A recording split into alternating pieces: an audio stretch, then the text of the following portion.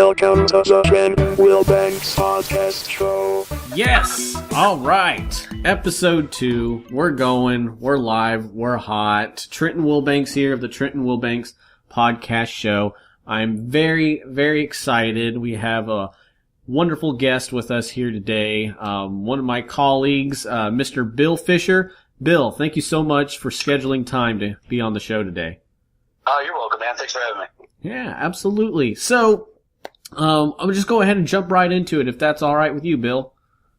Sure. Let's go. Great. So, first ever stand-up gig I ever did was in Sedelia's American Legion building. They had metal comedy. It was a combination of metal shows plus stand-up comedy. And I was in the second one. I hosted it. It went really, really well, and I made some connections along the way. And I know that you were involved with it, but just through networking, I think through Brian Pettis, I saw that you were tagged a lot in his content on Facebook. And so I added you, and we never really actually officially met, but I really liked all the content that you were posting. You had really funny posts, and your opinion about life and just your whole perspective on it was just very fascinating and interesting. And so I remember reaching out to you and saying, dude, you'd be really good on a podcast, just giving you a compliment. And you responded back to me, and one thing led to another. We got together and met, and we've done some shows together, and I'm just, really excited that we're here in this time. So, Bill, did you grow up here in the area? No, I grew up down around St. Charles, Missouri, down in the St. Louis area. I've always been a Missouri boy, except for a small period of time when I lived in Tennessee. I moved up more to mid-Missouri about 15 years ago, and I've been spending. This is where I've been ever since. So no matter how many times I try to leave, I always end up staying for some reason. Okay, so have you always been prone to the smaller towns of Missouri? Once I've settled into one, I've grown to enjoy it quite a bit. Yeah. Okay, great. So, I like the more relaxed, laid back mindset. Although it's pretty crappy not being able to order pizza whenever you want. It's pretty stressful. Yeah. So, was that because of your parents that you moved around a lot then? Well, I didn't really move around that much. I graduated high school. My parents moved up to mid-Missouri, a little bitty town in the middle of nowhere, when I was just graduating high school. And I said, no, thank you. I had no desire to live in a small town at that time, and I left and went to Tennessee and spent a couple years there, and then ended up coming back as kind of a break just to take a few months to kind of clear my head and hang out at my parents' place. And next thing I know, I'm buying a house and I have a job, and here I am. That's awesome. So was your relationship with your parents really strong? You also keep in contact? Oh, yeah. It's a small town. We live right down the road from each other, basically. I mean, everything's fine there. It's normal. That's cool. So you guys kind of get together every Sunday and at least do meals then? It depends on scheduling. My schedule is insane, but yeah, it's anytime we get the chance, we definitely do get together, yeah. Cool. What's one of your guys' famous Fisher meals that you always look forward to? It seems like there's a lot of grilling, a lot of barbecuing that's being done. Every year for Christmas, my dad always buys some gigantic ribeyes, and I grill them up, and it's kind of a tradition there. And we do a lot of, a lot of stuff on the grill, and also a lot of fish fries, things like that. That's awesome. I was wondering, Fisher fish fries. Do you have anybody in your family? It's too easy. You can't not do that. It's too easy. No kidding. Does anybody in your family a famous fisherman or fisherwoman of sorts? No. Okay. Not at all. I mean, we've all done some pond and river and lake fishing, but there's no Ahabs in my family line that I'm aware of. That's a shame. I grew up in Stover, and there's actually the Hibdons. They are very competitive in their bass fishing. Wait, they're called the what? The Hibdons, Hibdon. Oh my God! Yeah, there's Dion, who was like the first. No, Dion's dad was the first. I don't remember his name. He passed away, God rest his soul, not too long ago. But yeah, their whole family's full of fishermen, and they win championships, and they're It sounds like they prestigious. should take like some of that championship money and buy more vowels for their last name. It's a very thick, solid last name with not a lot of vowel space in there. Needs to breathe a little bit. Yeah, I agree. So, do you have any secrets for barbecuing? I know just like the basics. Whenever you make charcoal, you build a pyramid out of it, and then you wait till the Okay, Coals go first of on. all, you're wrong right off the bat. No kidding. You don't actually just buy a charcoal starter. There's this metal tube. You put newspaper in the bottom. You put charcoal in the top. You light the newspaper. It's super simple. No need whatsoever to overthink it. It works perfectly. And then the only other advice I have is pull stuff up before you think it's done. Before you think it's done. Okay. Yes, just before you think it's done, because everything cooks a little bit more, especially your meat. Now, vegetables and stuff you want to try to get right there, but usually your meat, you want to pull up a little bit before it's done, because it will rest and cook additionally while it's waiting to be, eaten. Good to know. Thanks, man. I'm definitely writing that down. So, who was Bill Fisher in high school? I was a weird guy. Like, I bounced between, I played football, but I also played role-playing games, so it was a very interesting, Like Final Fantasy? combination. No, like freaking Werewolf the Apocalypse and Vampire the Masquerade and like Dungeons and Dragons type crap. Oh, cool. And which was great to me because I know it sounds hokey, but the storytelling aspect of it and learning and there's something cool about letting yourself go and like trying to really get involved in the history of these things and stuff. It was really fun. Plus you meet some really cool people in those groups. Yeah, and I don't know, I kind of fit in several places. Traditional high school uniform was just jeans, a pair of black boots, and a Metallica t-shirt. Pretty sure that's what I wore for about 6 years straight of my life. Now I just wear plain black t-shirts. So I've moved up a little bit. Right. Are you going to go see Metallica next time they come into town? Yeah, absolutely. Next year. Absolutely. In March. I cannot wait. So You saw them actually the last time they were in here, didn't you? Or was that this time No. that you declared it? Okay. I didn't see them last time. I've seen them several times. They're my favorite band. I've seen them a ton of times, but not this last time. So, like, is it always like a new show, like, whenever they go there? Because I myself am a Metallica fan. It's interesting that you say that because throughout high school, that's when I got introduced to them. My dad and mom were 80s hair metal people, and so whenever I started kind of, going through my adolescent phase, I got really into guitar solos, Joe Satriani and Steve Vai, and then I found out, Kirk Hammett, Joe Satriani was his mentor, and then I was like, dude, that blew my mind, and so then I went through all the discography. Yeah. But, so yeah, just kind of like, what can you expect to see whenever you go to a Metallica show now that they're in their, 50s and 60s? Well, they're not that old. I don't think they're in their 60s yet. No? But it's a pretty interesting thing. It's like they're one of the few bands, like you see a lot of these bands that have kind of aged as not that well. They become just almost like a cover band of their hits. Whereas Metallica, they're still playing new stuff. They're still putting it out there, and they still have energy, and they still do well. I mean, they still carry. In some ways, they do put on better shows than they had when they were much younger in the past. You really think just so? Because they're sober. A lot of times they're sober. They're clear-headed. They're there purely for that experience in that moment. Yeah. I mean, they're one of the few bands that have gotten older. They have not missed a beat. Who do you think has kind of lost their touch the older they got?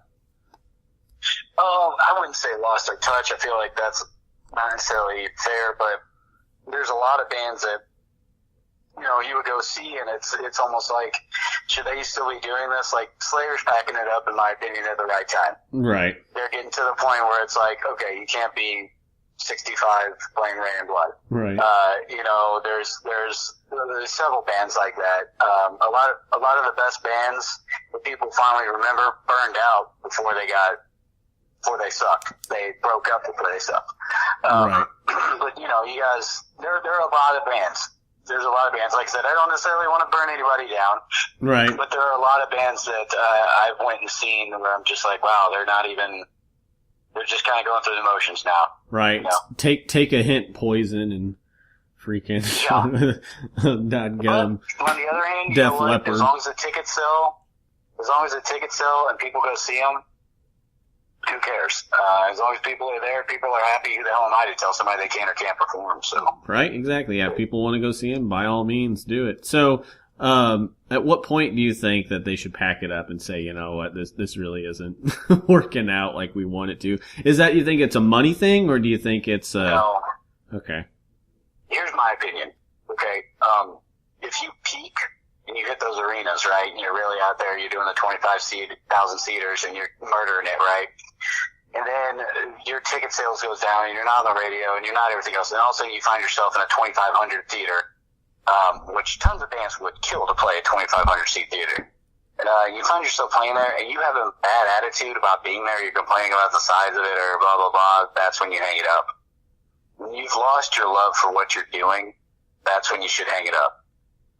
There are bands out there like now that are older, like Testament. Oh my God! Oh yeah. Their most recent album, Brotherhood of the Snake. Excuse me, allergies are awesome. Brotherhood of the Snake, dude. I cannot possibly say enough great things about that band. They are amazing. They're still great. Matter of fact, maybe their best album ever, in my humble opinion. I'll have to check that out. What was it called? If you haven't. Brotherhood of the Snake. Brotherhood of the Snake, Testament. All yeah, right. And I'm a conspiracy nut theorist and all this crazy stuff too. I love listening to that kind of stuff.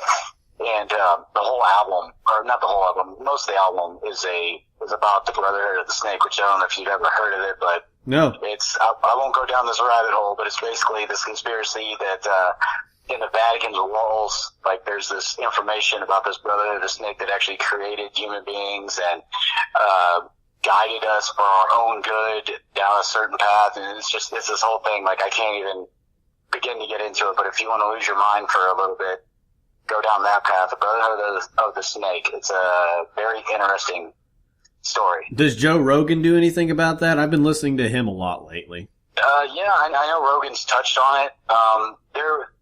It's a similar group. If you want a comparison, like if you think of like the Thule Society or like the Masons, the Freemasons to an extent, they're sure. a group like that. Even though this goes so far back as to including like if you've ever heard the Lizard People and different aliens. Yeah, it ties into all of that. Like I said, I don't want to go into it too far, but it ties into all of that. Okay, well that's super interesting. I may actually check that out. Lately I've actually been listening to a lot, like I said, Joe Rogan, but a lot of people's success stories. So I've been listening to like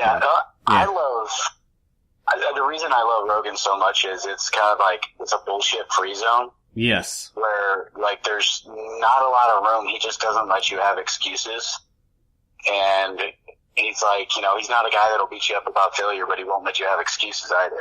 Right. Yeah. No. Yeah. I love his mindset and just the amount of knowledge that he's accumulated is just incredible. But I love how relaxed the people are on his show. Like it's a very much a conversation because they go in and out of topics all the time. Like it's not like your typical, so I have a structure here. I go from like, hey, let's talk a little bit about your beginnings, talk about, where you're at right now, and then, where you see yourself in the future type of thing. So, but he, like, they don't have like a centralized like plug. There's no promotions. It's just some dudes getting together. They probably have lunch, chit chat for an hour, and then go into the studio and shoot, dude. Like it's a really awesome show. So anyway, we'll touch back on to our structure here. So, I'm just curious now, since we're kind of on this pop culture kick, when did this, horror movie thing come into play? Was that like established at a very young age, or were you just like, I'm taking these chicks out, we're gonna watch scary movies and, I'm gonna get the girl at the end of the night? I don't remember the specific movie, but I do remember being really young. And a horror movie was on TV. And, this is when Fox as a network first started. It wasn't like super right-wingy like it is now. Like Fox as a TV network back in the day they would play like the R-rated action movies and monster movies and horror movies and stuff when I was young. I'm old now. But there was, forget what the actual movie was, but there was a scene of some gore. And there was some blood. And I remember freaking out about it. And my dad just stopped and go, no, come here and watch it. See all this? It's make-believe. That person's just fine. That's not blood. That's corn syrup. He showed it to me in the cabinet. It's like, this is what it is. It's just, does some food coloring and makes bad. It looks bad, but they're totally fine. Everybody's just pretending and having fun. And ever since that moment, it kind of took, in a weird way, it kind of brought me on the inside of horror movies. So I love them, but I'm not as scared by them anymore. If I actually find a horror movie that scares me, it's a really big deal that it scares me. But there were some big time ones back when I was younger that still kind of mess with me, like the made-for-TV version of It. Uh-huh. Oh, that clown to this day still creeps me out. It still scares me. Did you see the new one? Smart. I did see the new one. It was okay. I need to watch it again at home. When I saw it in a theater. The Friday night it opened in a packed theater, and there was more joking and laughing and talking. I think I missed a lot of the feel of the movie. Right. But it was still decent. But I just have a soft spot for the original in my heart. Which, when I went back and watched it, the original's not that great, but there's something really unique about it. And Tim Curry's just amazing. The new Pennywise they made some interesting choices, but the Tim Curry one is just, you can't touch him in my opinion. Sure, absolutely. Was that any other movies that resonated with you? Oh man, there's a couple of movies I saw when I was a little too young, that I need to really go back and rewatch them, because I haven't actually watched them as an adult, because they messed me up so much when I was young. But, The Serpent and the Rainbow and Jacob's Ladder. They were two very, I wouldn't even call them horror movies, but they were very visceral mind movies. And, like I said, having a strong, powerful imagination, you dig into stuff like that. So, it was pretty interesting. But yeah, those stand out. But then there's the horror movies I love now. The Friday the 13th series is my favorite. I love every one of them. They're all unique and different. People actually, make fun of those movies, but it's actually cool. You can see a different visionary artist as the director and the writer, working through and seeing what they can do with that media. I mean, there was, the first killer was the mom. The second killer, Jason, comes back and he kind of morphs into this zombie type creature. And then, there's the one where he's not even in the movie. Jason's not even in the movie. It's like, the other dude is the killer. I don't want to give away the 30-year spoiler. It's the kid that gets axed up and killed with the axe at the beginning's dad. I ruined it. Oh, but it's not even Bill. Jason. I'm sorry. If you haven't seen that movie, it's 30 years old. I don't care. He's got the dumb hockey mask. It's like a blue mask, but he doesn't like that movie, even though it's dumb. And then it starts to have fun with itself. I mean, in my opinion, you're not a real horror franchise until your main character goes to space, which he did. Yep. He became like a Terminator, Predator, I don't know, it was ridiculous. And then that's one of the few remakes that I really like. That Friday the 13th remake was great. It was really fun. I enjoyed it. It made Jason scary again. I like That's amazing. Shoot, what else? Jaws is an all-time classic. I will watch that anytime it's on. And I don't like just horror movies. Like, off the top of my head, my favorite movie probably of all time, if I could say that, is a movie that has kind of horror elements, but it's really not. It's Fallen with Denzel Washington. Okay. And assorted other people, James Gandolfini, John Goodman, Donald Sutherland. I mean, it's a brilliant, stacked, just cast, and the writing is fantastic. I'm a big fan of quality. If I can quote the dialogue, I know I'm on something. So with that movie, there's also, I love Reservoir Dogs. I love Boondock Saints. I love The Big Lebowski. Just movies in that vein are really what get me going. Right. Movies that are just very against the grain and just kind of stand out in a way. Yes, but also movies where, first of all, the characters are very unique and interesting, but they what they say matters. Like, Okay. you know, if you look at like Reservoir Dogs, how many scenes in that movie? It's like a play. There's not a lot of action. I mean, how many scenes in that movie are just a few people sitting in a small space talking? Yep. That's You know, really interesting and, that you bring that up, because there's, I don't know if you're familiar with David Mamet, but he's a really famous playwright. But one of the things when I was in college that really stood out is sometimes to have the most impact in as far as like action is to not even present the action whatsoever. You get a lot of people planning it out and talking about what it is that they're going to do. Cut to the next scene. They just got back from doing that, and it's either, you know, went right and they're celebrating, but that wouldn't be interesting. No, it's been a complete disaster, and it's like that drives the new Right. conflict. So that's really interesting to see. And I mean, yes, Reservoir Dogs has a minor moment where they do show some exposition, but they never show the store getting robbed. They just show the guys running out, and that's purely to get to a plot point of explaining some things. Yeah, you know, so anyway. Yeah, just I going rambled, off. Good I movies. rambled on a bit, sorry. We got a new list of stuff to keep track of. So, going back to the past a little bit, what did you always want to be when you grew up? This is when you were a Well, kid. Yeah. When I was a kid, I was obsessed with, I wanted to become what's the word? I wanted to study ocean animals. It's not ocean marine animals, I'm drawing a biologist? blank. Yes, a marine biologist. I don't know why I drew a blank on that. But I wanted badly to be a marine biologist. And it just didn't, you know, like, as I got older, school just drifted. School was always too easy for me, so it was actually, I just started to hate it. Didn't end up going down that path, but, I still to this day am obsessed with the ocean. It's like the most, like, a lot of people are obsessed with space, but the ocean to me is the most interesting thing in the world. Like, it's so foreign to us. Everything there wants to kill you and eat you. It's totally weird. Like, we can't survive there. If we just go there, we can't survive there. And it covers 70% of our planet. So, it's crazy. No, I completely agree. I love the ocean as well. So, have you ever been?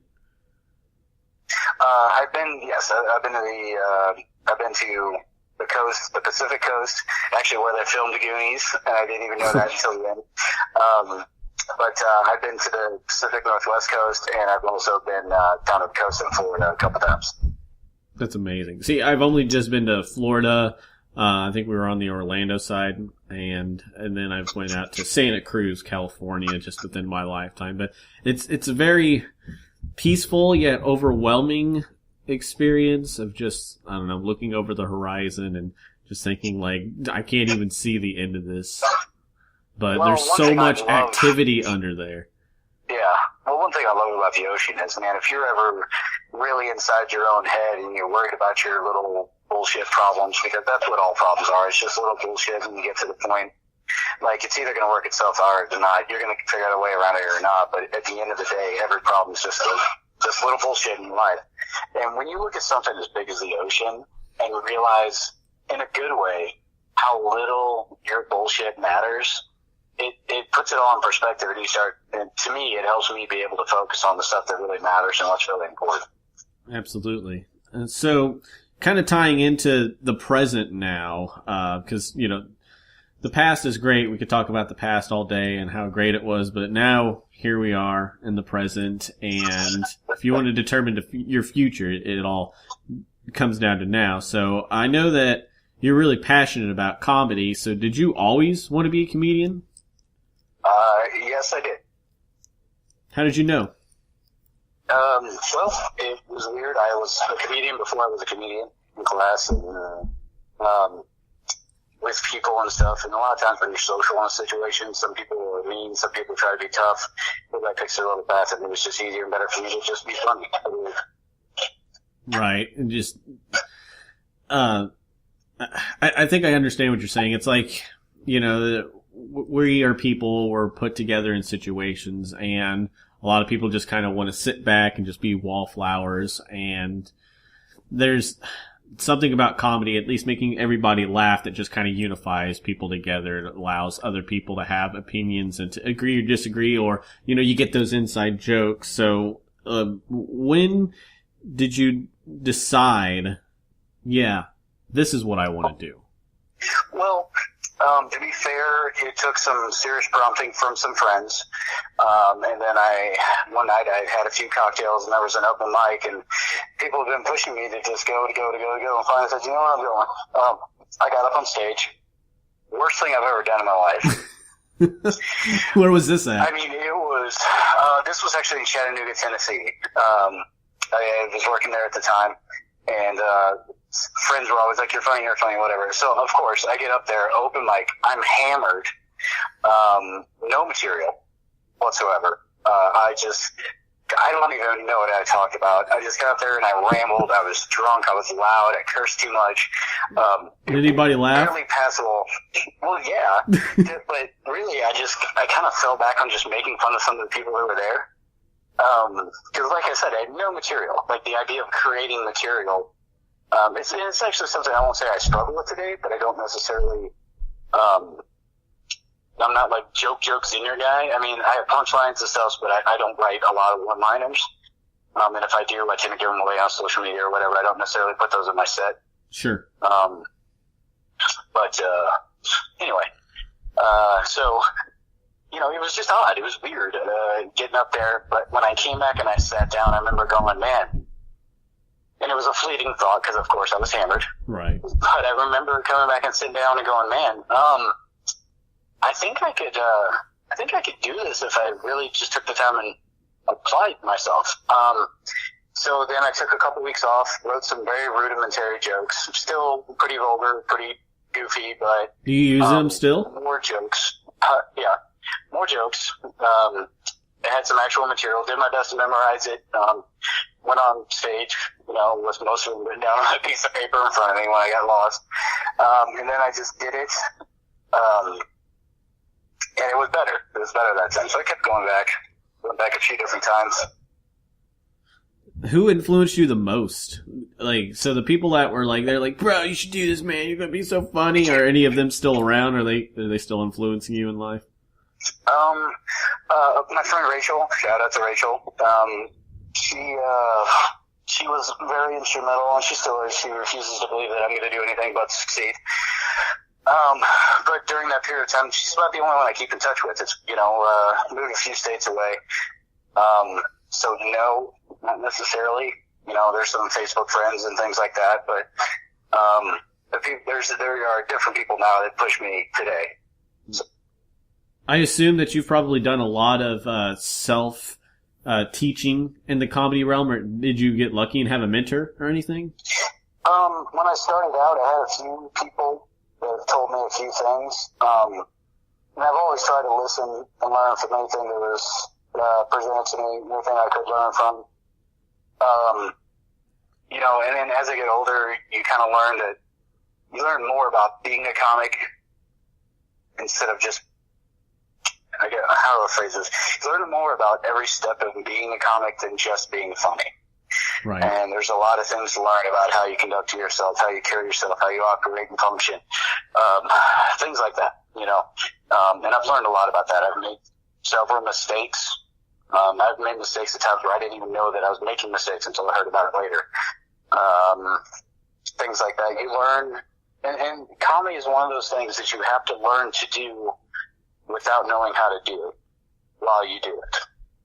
Absolutely. That makes sense to me. I know what you mean. Could you please elaborate on that, though? It means it drives me crazy when people have comedy classes. Because, I don't know, can I get, how blue can I work on your show? Because I keep wanting to making these horrible jokes, but like if your grandma's going to be listening to this, I feel bad. Right, yeah. Dick joke here, farts there, and oh man, okay. Yeah, big dong. Comedy's like jerking off, okay? Is it? Yeah, you can give me the basics, but I don't want you to stand there while I figure it out. I don't want you, it's not a hands-on training situation, okay? Like, it's like, oh, so you do this and then that happens? Okay, thanks. I'm going to go over here now, and I'm going to do this myself until it sucks, until I figure out exactly how I do it, how I'm great at it, and, you know, you see what I'm saying? Right, yeah, that looks fun. Let me give it a try. As weird as this sounds, it's a very personal thing. And absolutely. You have to learn to do that yourself. Yes. And like I said, most of the things you can pick up from other people are more about how to act with other comics, how to be prepared, how to carry yourself. You know, there's the business interactions, how to handle those, how to be respectful, how to expect the proper amount for your services. You know, there was a time where I thought I deserved way more than I do, and there's a time where I thought I deserved way less than I do. Right.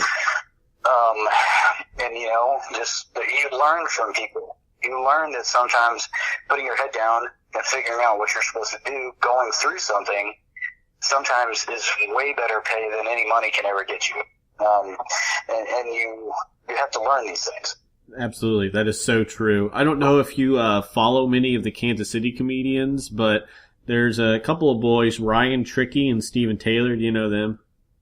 I've seen the names, just in passing. Right. So they have a podcast called Set to Destroy. It's a really awesome one. I know it's on SoundCloud, but they basically get guests, other comedians that they're tight with or not tight with, who knows, but they sit in there and listen to like their old sets from whenever like they were first just like starting, like a year or two into the game, and here they are 4 or 5, 20 years later or whatever. But it's really interesting because it's a really interesting concept, but at the same time, there's a lot of self-awareness that goes into that. And it's liberating in a sense too, because it's like you get to see the transformation of where you were to where you've become now.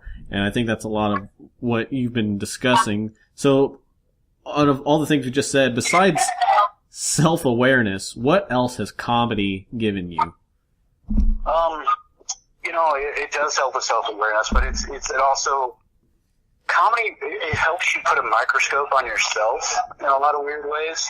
But one thing that always drives me kind of crazy, I'm not a big fan of therapy style comedy. Oh, yeah. Like, there's couches, you go sit on the couch and you work that out. There's a lot of angry white dudes that can't get laid, they like to get on stage and scream about stuff. And it's like, I feel like there's a couch to do that from, and there's a place for that. Some angry comics are great. Like, Lewis Black. Yes, Lewis Black is great. Yeah. But, when I think of people that do that, it sounds weird, but one of the worst about doing that to me was George Carlin. Really? I love George Carlin, but go back and watch his progression of specials. Yeah. Towards the end, it was less about the funny, more about the preaching. Yep. Where in the beginning, it was about the funny, and sometimes it was too zany and too about the funny at the beginning, which I still love. I love every one of his specials, and I'll never, ever be as good as George Carlin, don't get me wrong. But one thing I try to be aware of in my stuff is I try to stay away from the super preachy stuff. I try to stay away from the point where I get really involved in the, preaching, like I said, and don't forget that the funny is there. Don't forget that the funny is important.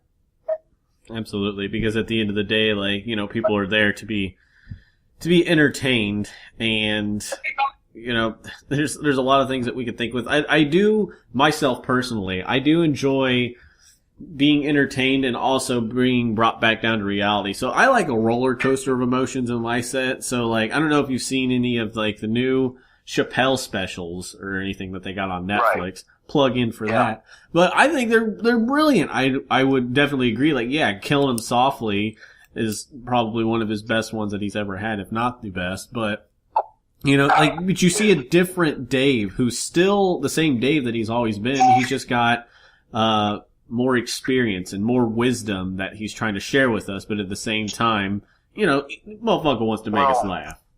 I love the 2 specials that he released because they're 2 different styles. Yep. One of them is, you can tell a lot of the material is new, so it's very raw, and he hasn't had a time to like refine it and make it perfect, and there's some clunkers in there. Yep. And then that's going to happen, but you're seeing him at his most rare comedic performance. Whereas other times on that other set, it's smooth, it's lined out, it's boom, boom, boom, boom, boom. And you see a master who has taken material and really built something. But for me, especially coming from a comedian standpoint, it's really awesome to see somebody who's that damn good working and workshopping material. You know, some people would argue that it doesn't make sense for him to be putting out, like, what I would call workshop material and stuff he's working on. But to me, it's less of a special and more of a study in what comics go through to get to that special you see every 2 years. Right, exactly. And it's an experiment for him because dude's going to release a couple more specials, probably break another deal with Netflix and get hella money. Way to go, dude. He came out on top. Hell yeah. And also, there's something amazing about a man who just goes, you know what? To me, it's too much. I can't, I'm overwhelmed. You got $50 million on the table, but you know what? At the end of the day, I have to take care of myself. And that's, like, super refreshing. That's amazing to see somebody do that. And he's came back great. You know, it didn't hurt him at all. Absolutely. Yeah. And that's the beautiful thing about comedy. You are able to take that hiatus if that's what you need, and they can't ever take that away from you. And he came back and did it. Heck, if he would have kept pushing, in all honesty, he probably would have burned himself out and been done before he really could have even gotten to this new material.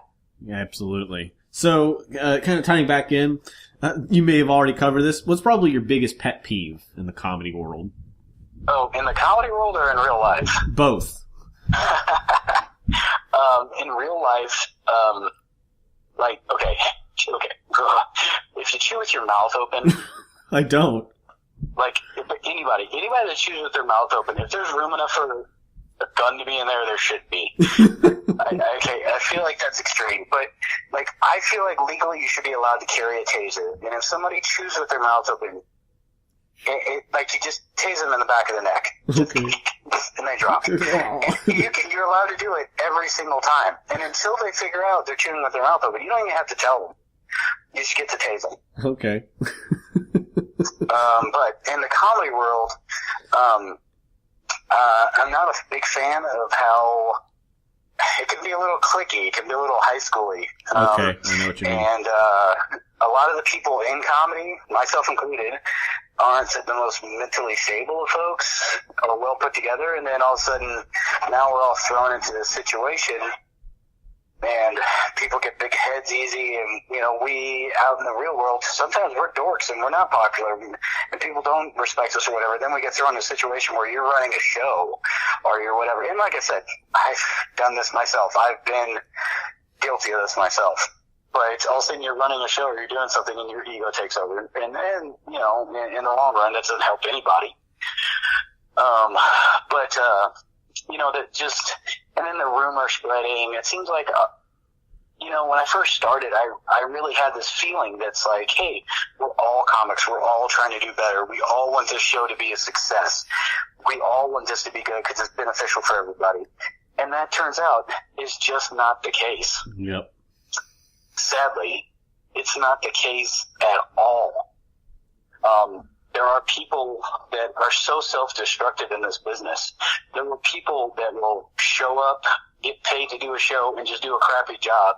There are people that disrespect their audience, which I hate with a passion.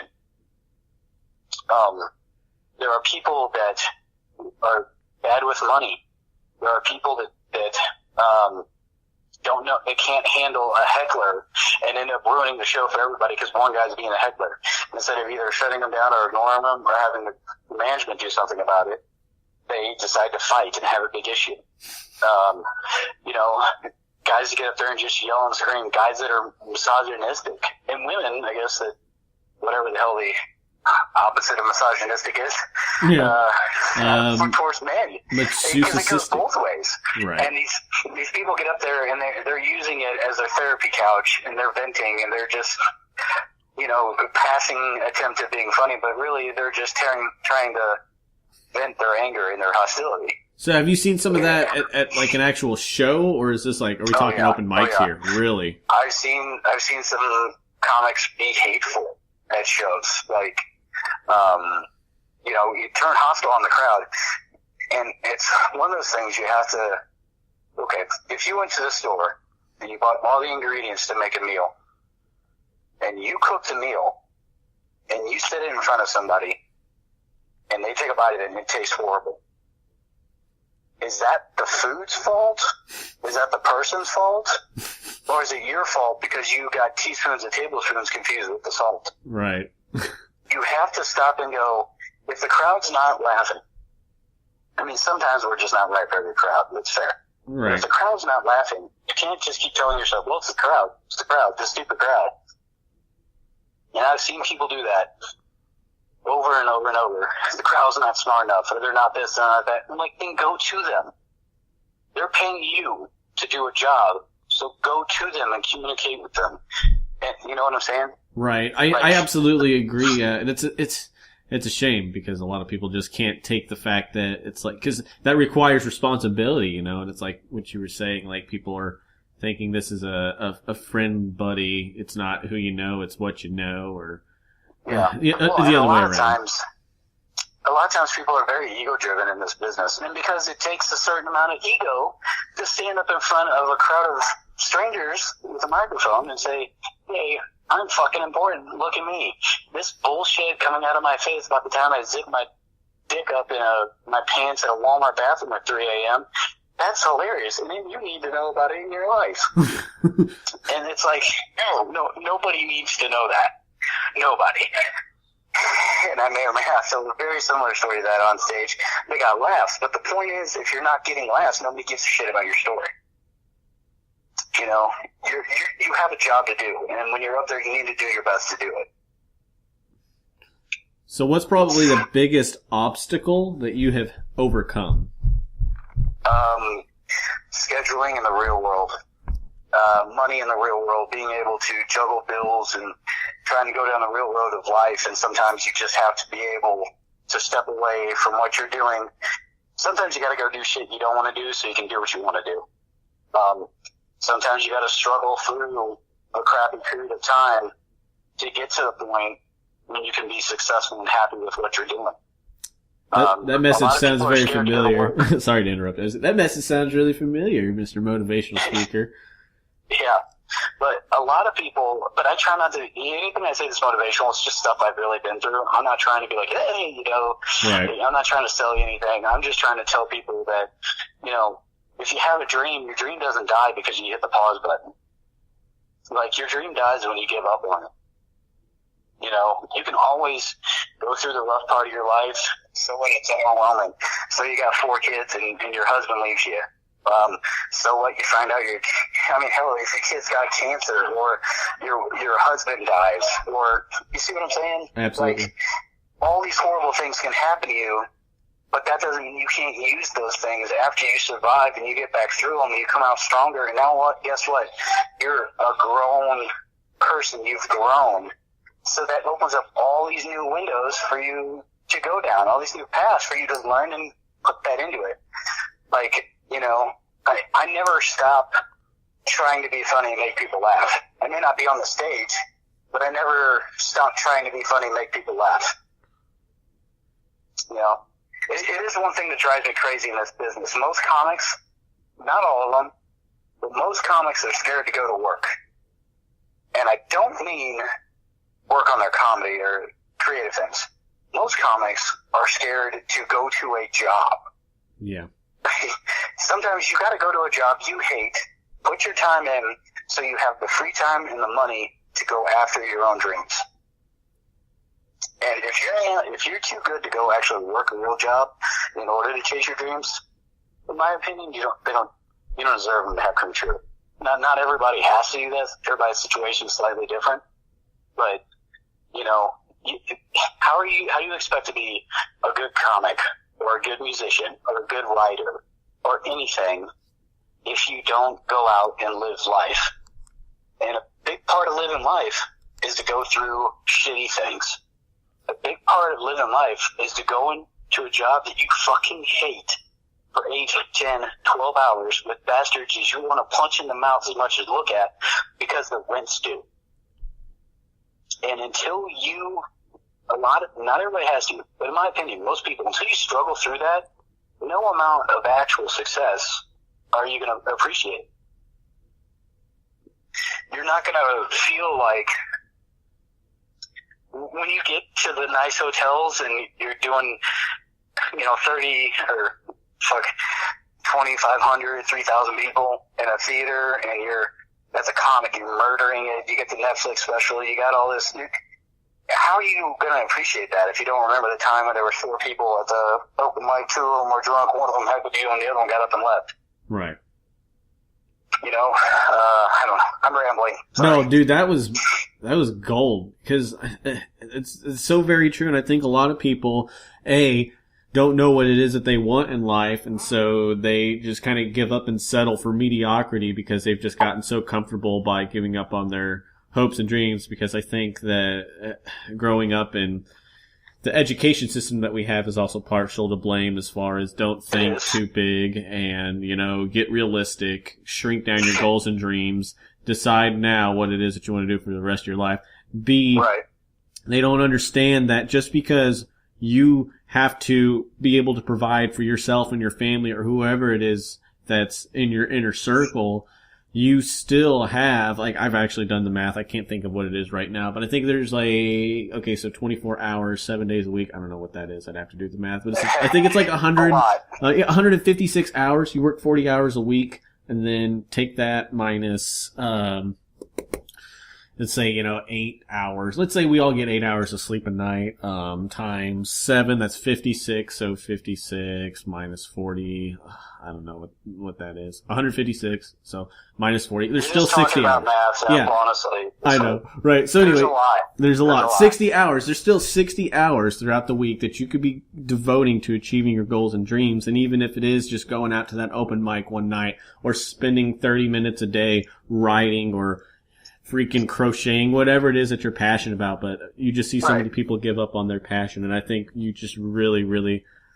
had a lot of good nuggets in that little ramble that you had. So, well, thank you. Yeah, no, I love it. I love that real talk. So, we'll wrap things up here because I know you got to get going. You got a gig tonight. That's right. I do have a show tonight. I'm taking part in the As Yet Unnamed comedy show in Columbia, Missouri. It's actually a really good show. It's every Tuesday night. There's no cover charge. It's free to get in. I believe it's 10, 15, sometimes 20 comics doing short sets. And it's really great. And if you're a comic that's interested in doing it, look it up online. Look it up on Facebook, because they will film your set for free and give you that feedback. And it's very important to see yourself perform and learn. And I've learned one thing. If jokes can go over in that room, because they've seen a lot of comedy, and if jokes can go over in that room, jokes can go over in any room. That's awesome. That's the As Yet Unnamed I'm really comedy excited. show? I'm sorry? As Yet Unnamed comedy show? Yes. Where do they do that at? It's at D-Side Tavern. D-Side Tavern in Columbia, Missouri. In Columbia. Yeah. And if you like horror movies and comic books and weird stuff of that nature, it's the coolest place ever. It's just literally, there's so much stuff on the walls. It's exactly what my man cave would look like if I was rich. Yeah. So, you've been through so much, and I really do appreciate your time. And we will wrap up here. I got 2 more questions I want to get. So, first one, what's kept you motivated? Because obviously, you've had to overcome working at bullshit jobs just to be able to provide. And I know you took a break for a while. So what is it that kept you motivated to keep moving forward? Well, it's pretty simple. I can do other things to keep the roof on over my head and the lights on and everything, and keep my belly full. I can do other things, but I don't love them. There's no feeling better than being on the stage and sharing your laughter with other people's laughter. It creates a circle of energy where everybody just forgets all their bullshit and all their arguments and all their fights on the outside, and they just come together, and everybody is there to have a good, most everybody's there to have a good time. And it's awesome. It's the best thing ever. And we as a society need more of that. And I just love that feeling. And that's transferring into whether it's a podcast I'm launching, the writing I'm doing, even the writing I'm doing that's in no way comedic. It's still a way to communicate and reach out to folks. I love it. It doesn't go away. The first time I did a real set in Columbia, because before that it was just kind of screwing around. Columbia, that show that I mentioned, is the reason that I got back in, I got really seriously into comedy. And when I walked off the stage, it wasn't my best set because I was just getting back into it. But there was moments when I walked off stage, I was like, that's it. That's what I'm supposed to do. It felt different. When you find that thing you're supposed to do and it clicks, you'll know. The air tasted better. The world felt better. It was amazing. And so that's, it's like you can't shake it. Once you know that, that's where, that's just a feeling. It's what you should do. Good to know. So, 5 years from now, where do you see Mr. Bill Fisher at? 5 years from now, I will be married.